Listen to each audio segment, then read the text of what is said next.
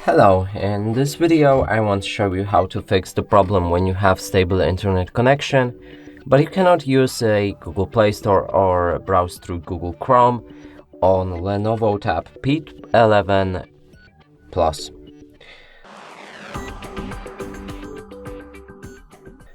So to do this, first let's try and to see which errors we're getting on each of the platforms. So here on Google Chrome, if we try to open something, there's a clock behind error.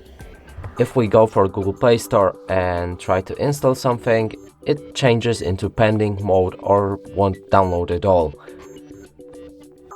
And now to fix them, let's move through the settings, find the system, here locate date and time, and enable automatic date and time.